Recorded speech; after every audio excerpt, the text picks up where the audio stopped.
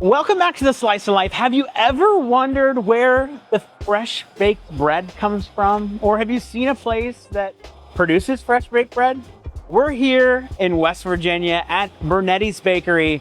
We're gonna go find John, the owner of this place. This is a family-run operation. Second generation right now. He's got his kids in the business, working hard, making sure the product gets out. We're gonna go find John. I don't know where he's at. Let's see. I think it's John's son. Josh, by any chance? Yeah. How's it going? Avery, nice to meet you. Is your dad around? Right here somewhere. It's always moving and grooving. Let's go find him. Nice to meet you. Hey, nice to meet you too. John? You John? Yeah. John. This man's working the line.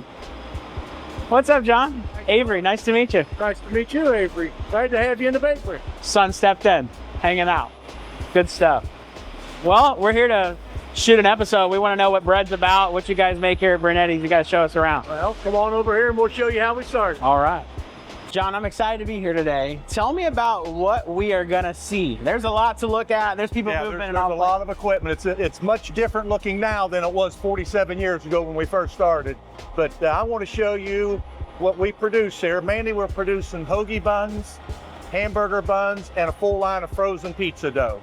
So this morning we're working on hoagie buns. So I'm going to take you down into the mixing station and walk you through the steps up to the baking part of it and show you the process. All right.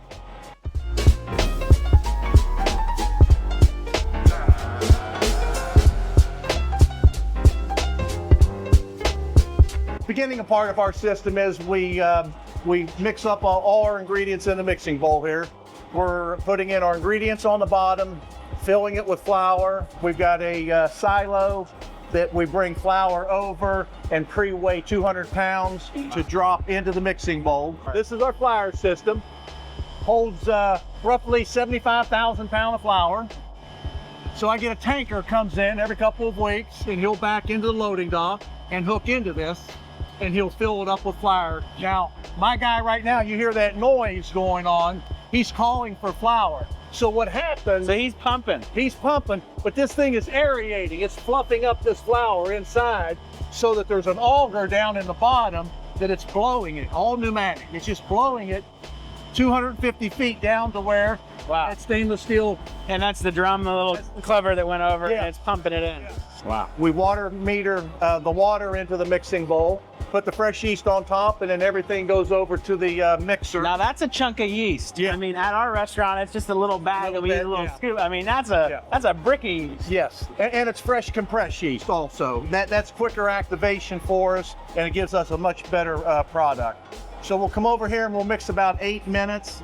Once we're done mixing, we'll bring it over to the dumping station, and the dumping station just literally just lifts the whole bowl up, dumps the dough onto the table, and then we go into dividing. This one divider, which is a new piece of equipment for us, cuts, rounds, and drops it into the intermediate proofer.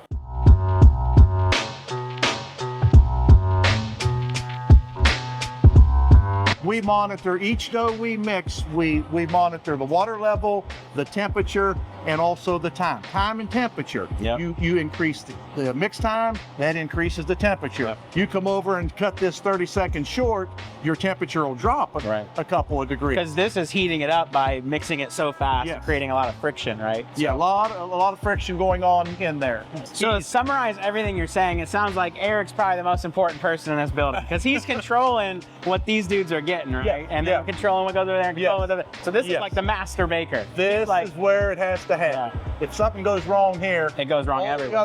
All the other stuff ain't going to correct it. Yeah.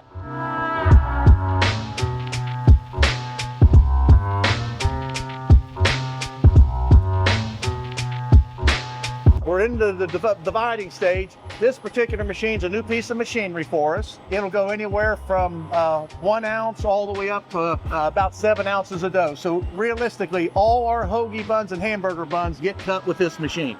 When you divide and round dough, it tends to toughen it up a little bit, firms it up. So we need a little bit of what we call a resting stage in order for it to go through the sheeters. So what we do is we drop it in through the floured area here, take it through what we call our intermediate proofer, And what the intermediate proofer does, it gives it about 10 minutes of resting to help rise a little bit, loosen up the dough from the rounding in order to go through the sheeting stage. Once it gets ready to go through the sheeting stage, it drops 6 pieces up here. It puts 3 pieces on the front, 3 pieces on the back. So actually 6 are dropping at one time, but 3 are going in on the front of this little discharge conveyor, 3 on the other, so that we can actually sheet 2 buns at a time. The first phase, you're flattening it out like a pancake. Then the chain grabs it and rolls it up like a cinnamon roll.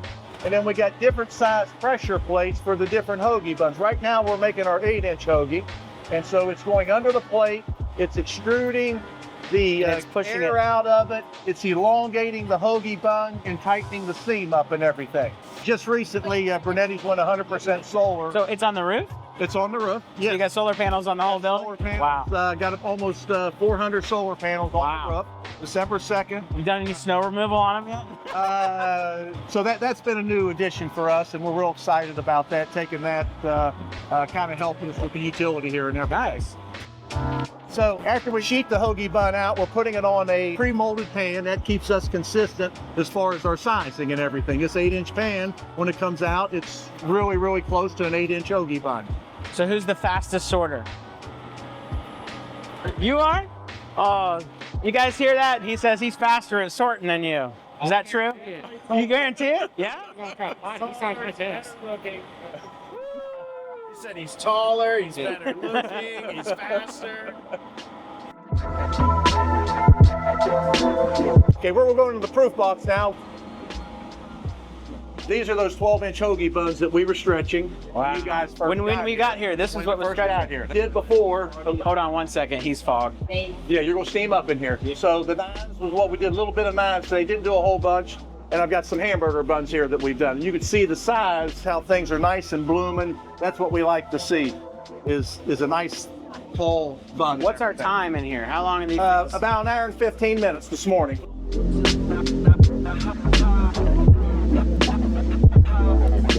Once we come out of the proof box, we're going to go into the oven. We've got 5 ovens. Each rack holds 20 pans. We could bake 120 pans or 100 pans about every 15 minutes. Wow. Of product. So that's basically a loading dock. It's twisting it around, it's doing something, and then somehow this machine's gonna feed it in there with the oven, or what's? This is the oven. Oh, that is the oven. That is the so that was just an open slot in the oven. Open. I got it. It's a rack oven, so it's convection heat going on. It's blowing the air around in there and baking.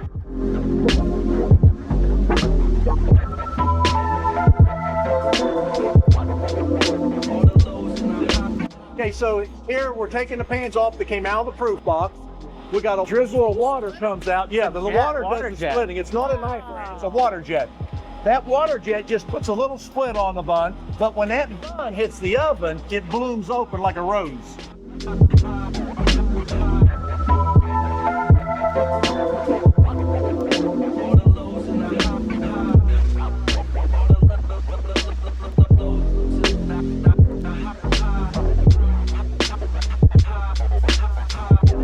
This is a new piece of equipment for us. It's a depanner / spiral puller. We put this in production September a year ago. The actual application of what we're doing is we're pulling product out of the pan that we used to dump by hand. I would have 5 people doing this one process. So we actually put a return conveyor in so that actually the guy that's dumping is actually retrieving his own pan and everything. It has made things so much easier for us. And then as pans get to where they're sticking, which I see one right here. We got a failure. Yeah. Oh, man. Here's the sticking pan here.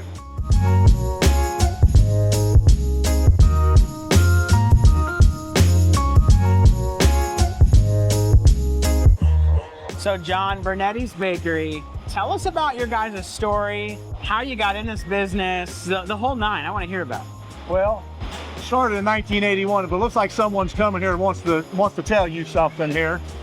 I'll let see what she's got. Looks like she's got you a hot bun. That's hot. Oh wow! One off the oven. This is right out of the oven. Yeah, that's our 4-inch hamburger bun. What do you think? I don't even need butter. I was asking for the Texas butter. I ran it over. I gotta have a piece. Wow. Wow.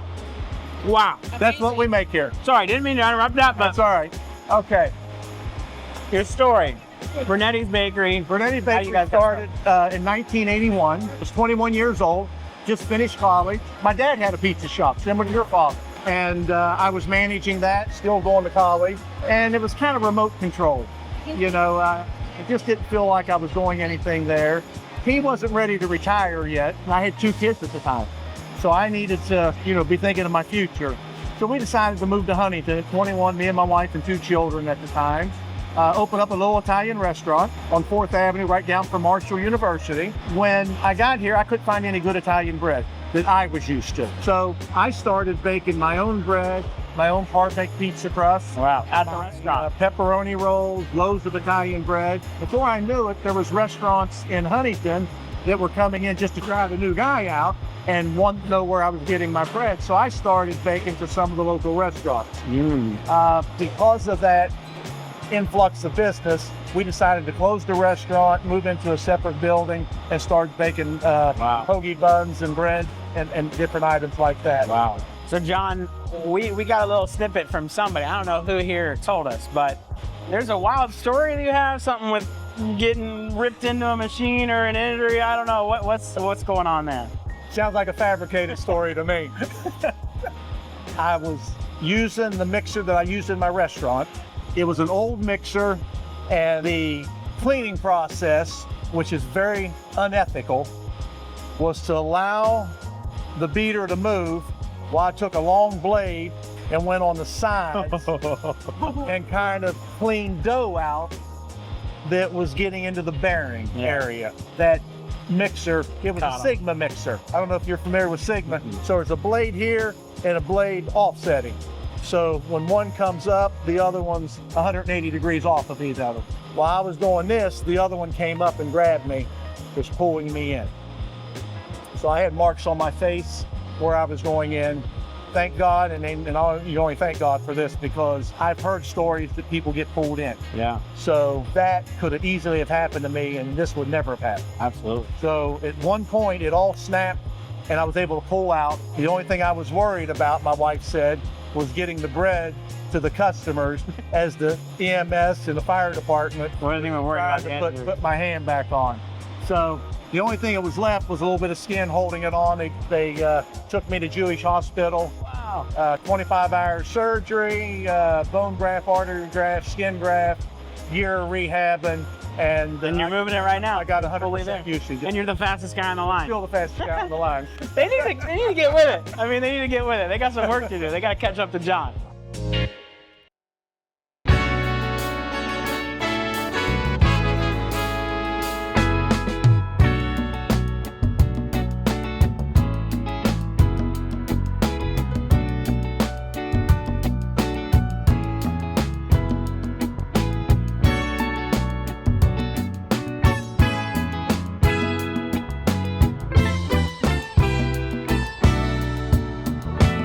So once we get out of the packaging area, it's time to get it ready for shipping. So everything is going into a corrugated box, code stamped for the date of manufacturing on it, shrunk wrap to keep it stable during shipping, and then either into the freezer, or if it's getting picked up today or tomorrow, it's staged here in the bakery for when the trucks come out into the field, the distributors pick up, and then it goes to the various restaurants throughout the area. You know the furthest restaurant that you service, how far away it is? I will say this, I had a guy in Key West call me wanting to know how I can get the Brunetti bun, because he Googled par-baked bun, and he said my bun came up on a Google search, and he knew he wanted the best bun possible. It wasn't a Philly steak guy, was it? It was a guy in a food truck down there. Food truck, okay. Food truck. I work with a guy in Key West. It's called Mr. Zach or something. He does like Philly steak sub. Okay. Theoretically, the way everything goes frozen, so we could ship anywhere. Right. We could really ship anywhere if they want the freight. Yeah. If they want the freight. So that's pretty much what we do here at Brunetti's Bakery. I really enjoyed visiting and having you guys. Yeah. Hopefully the samples that we send you with will enlighten you and maybe give you another. John's saying we're using the wrong bun. So we're going to test these things out. We're going to try the split top. We're going to hit them with the, what do you say, garlic butter, garlic spread, anything, something. Hit them with a little something, make the sandwich, put them to the oven. See how they come up. John, thanks so much for having us out. What a great time. It was so cool to see the process. Good. I really appreciate you coming. Yeah. Thank you very much. And I think our viewers will really appreciate seeing what goes into their product behind the scenes. Until next time, this has been another episode of The Slice of Life. By the way, if you're watching us on Facebook or Instagram, catch us on YouTube at Little Italy Growth Corp. We'll see you next week.